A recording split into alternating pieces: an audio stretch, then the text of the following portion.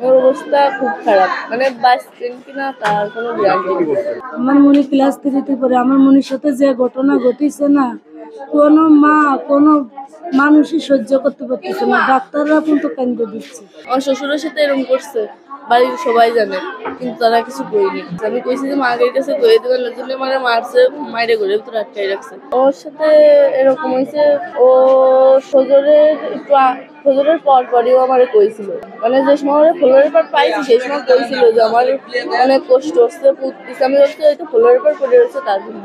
তারপর ফজরের পর আমারে করছিল, করার পরেই ওর হাত পাকে ধরে গেছে।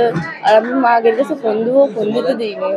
আমি ঘরের ভিতরে ছিল, কিন্তু আমি কিছু টের পাইনি। মানে ওরে তো ওই রুমের ভিতরে কিছু করায়নি, ওরে হতে নিয়ে গেছে। নিয়ে যে অন্য ওর অবস্থা খুব খারাপ, মানে বাঁচতেন কিনা তার কোনো গ্যারান্টি নেই। ডাক্তার কইছে যে উনরা কিছু কইনি, বাঁচবেন কিংবা মরবে না, কয়েকদিন যাবেই, তারপর তাকে তো ফাঁসি হওয়া উচিত। আড়াইটার দিকে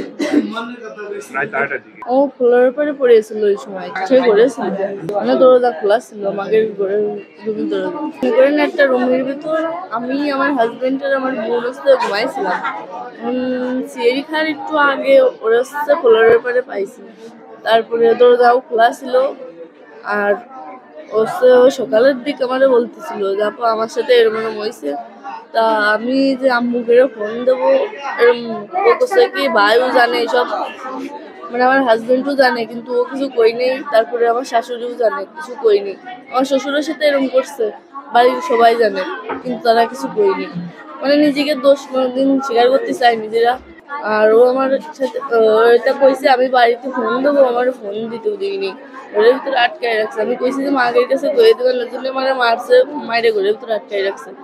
আর বাড়িতে মনে করেন সকালবেলা তো অনেক লোকজন আসে, এমনি একজনের বাড়ি আসে, তার জন্য সকালবেলা হচ্ছে দরজা খুলে সবাই পালাইছে। পালানোর পর ওই লোকজন এসে দেখে আমার বোন ওরম করতেছে।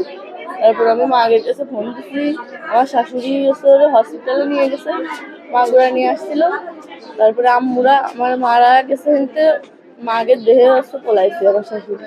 আর বাড়িতে যে কয়জন ছিল, আমার শ্বশুর, আমার হাজবেন্ড আর আমার দেবর, আমরা তিনজনই পালাইছে।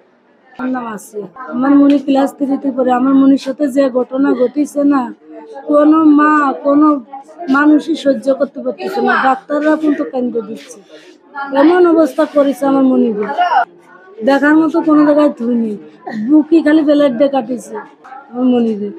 আর এই গলা এলে কি দিয়ে যেন ফাঁস দিয়েছে, 15 মিনিট মানে জানটা ছিল।